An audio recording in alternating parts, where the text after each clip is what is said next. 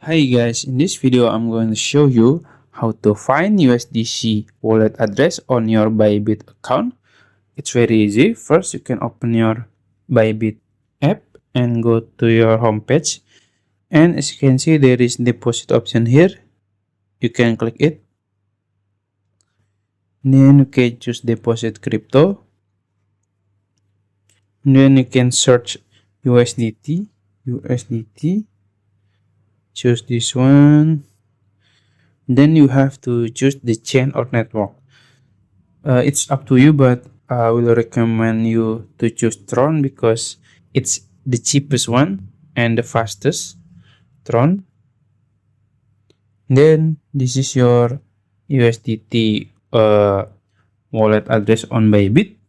And don't forget, if you want to send the USDT, you have to also choose Tron when you send it.